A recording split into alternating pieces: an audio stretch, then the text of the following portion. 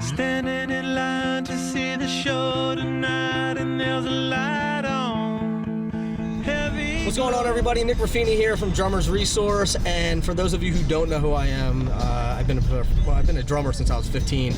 Professional drummer for the last 10 years or so, toured around the country playing music. Recently, about 3 years ago, started a podcast called Drummers Resource, started a podcast and a website, and since then I've done over 250 interviews with the world's greatest drummers, guys like Greg Bissonette, guys like Steve Gadd, Peter Erskine, Brian Fraser Moore, Lil Jon Roberts, Eric Hernandez, who just played on the Grammys last night with his brother Bruno Mars, and Chad Smith from Red Hot Chili Peppers. And we're actually on our way down to the Wells Fargo Center now in Philly. We're going to hang out with Chad, we're going to check out the show, we're going to get a little check-in from the tour, find out how the tour is going, and we're just going to kick it and have some fun. So I'm going to take you guys along for the ride. I tried to say I'd be there, waiting for Danny the girl is singing songs to me beneath the marquee overlook.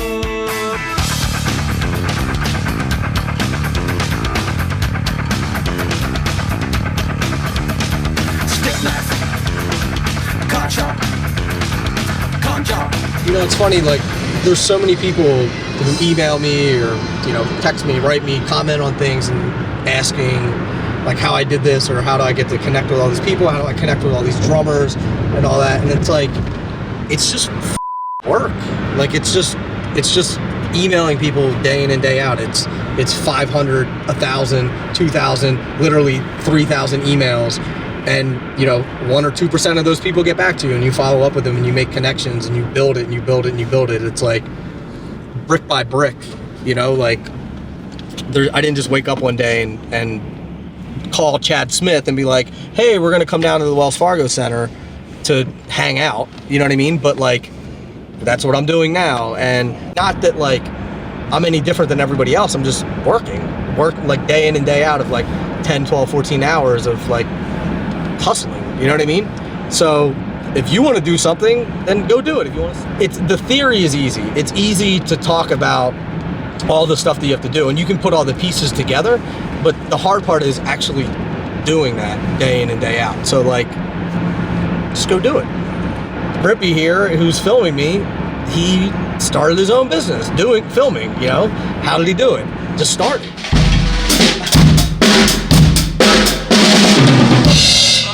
Already. There's a little bit more to it. I got my one fill and my one beat. Basically what I do, I just do it faster and slower. And open up the hi-hat, close the hi-hat. Yeah, once in a while, and no, but it takes a lot of work but if you're passionate about what you love, whatever it is that you do, you're going to want to do it, and so then it's a matter of, like I say, putting in the hard work, but also, finding the right people and all these things that happen, and it's not easy to find like-minded people, right, and that want to do and are passionate about the same things that you are.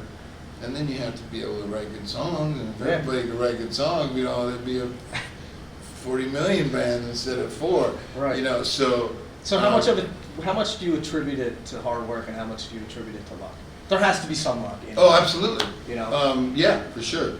Or Yogi Berra said 90%, 90% is just showing up. And that too.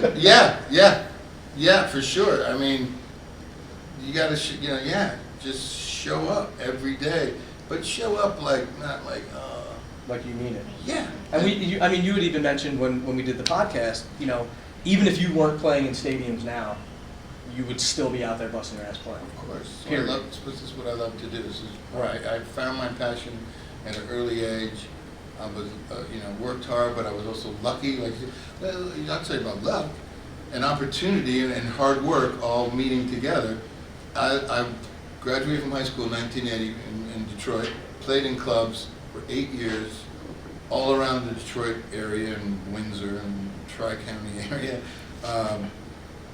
Most of it was 6 nights a week, 3 sets a night. And I was in this one band, and we played 2 sets. But that's a lot of playing. It's a lot of fun. That's a lot of playing. And I loved it. I was like, this is great. I made it. I'm a professional musician. I'm making $165 a week. Done. Boom! And, you know, when I was 20, 19, 18, 20, 22, whatever, and sure, would I have wanted to be like in Led Zeppelin or something? Yeah, but I loved it. But at a certain point, 1988, I felt like I had exhausted the Detroit music scene possibility. I knew all the band, most of the players, and I moved to California, and where it was nice and warm. I had enough of the Detroit winter. Yeah. And my brother and some other people lived out in California, and I drove out there with my drum set in the back of the car, and not having any real plan other than a friend of mine's like, oh, you can sleep on my couch. I'm like, great. And that's what I did. And December, I auditioned for the Chili Peppers. It was a friend of a friend, you know, this girl used to date the guitar player, and she knew, you know, him, and they were looking for a drummer kind of thing. And I joined, you know, I joined the band. So like, but that's like, you know, August, what is that, 5 months, right. 6 months? Right. Being in California, and I joined. So the Chili Peppers weren't this big rock band at the time. They were, I was like, oh yeah, the guys with the socks. Have you ever heard of them? I'll try out for them. Great, they have a record deal. Yeah, I'll play with them. But when you look at it, it's like boom. You know, I moved to California, and all of a sudden I'm in this band, and we're playing and making records, and things, you know, went on from there.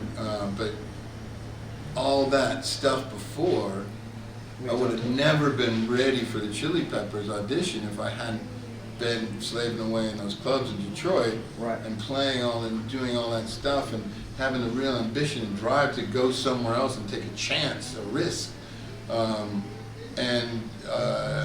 think that's just important. And when opportunity came, I was ready.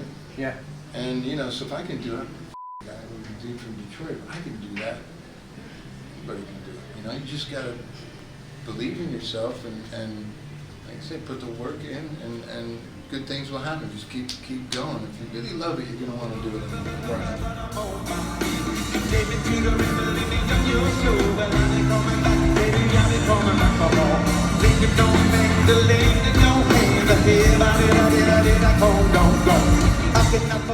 So when you're playing like all these different places, does it feel? Do they all start to run together? Do they feel the same, or is it like knowing when you go to Philly, like it's going to sound a certain way, or it's going to feel a different way, or the vibe is different? You know, the vibes can be different in different cities. Yeah. People and culture. Like, I mean, obvious easy example would be like a New Orleans is incredible. Such a music town. Right. So. Do you feel like you have to like bring it more there? I want to bring it everywhere, but they seem. I don't want to say more sophisticated, but like they really, it's so ingrained in their culture. Like for me, Detroit, when I play in Detroit, I'm from Detroit. You're from like Detroit. that's Yeah, your hometown is here. Mine is Detroit, so I don't know if I'm more partial to it because I'm from there, but I know Detroit is such a hard-working, blue-collar. You know, I think in general that's the reputation that they really work hard.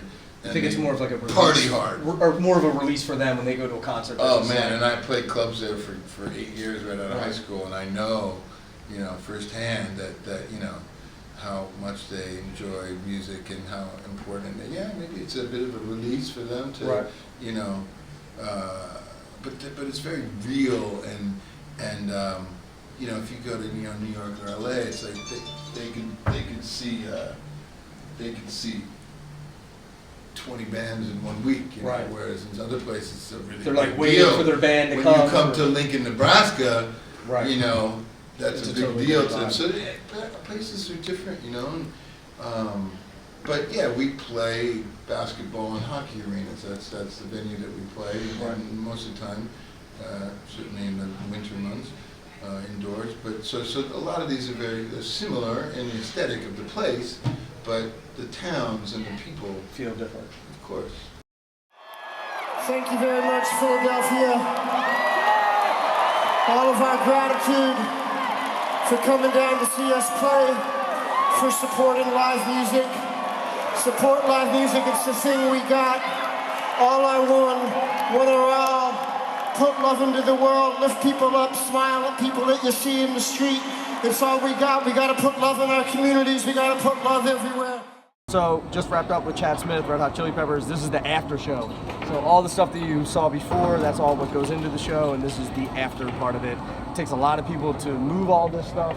You know, there's thousands of people that are behind the scenes doing all this stuff, and right now they're moving all this to MSG. They're gonna play a couple nights at Madison Square Garden, so it's gonna be cool. Thanks for checking everything out.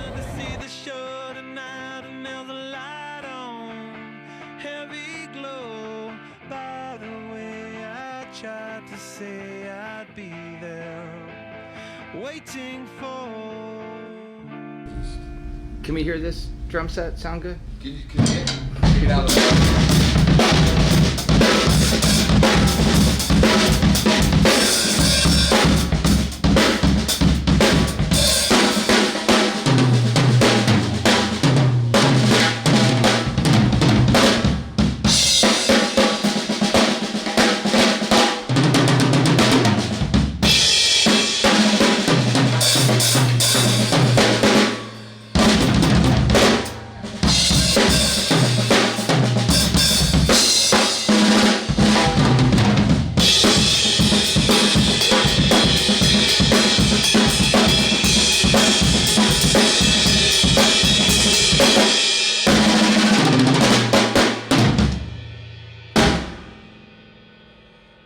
You're the man. Thanks, brother.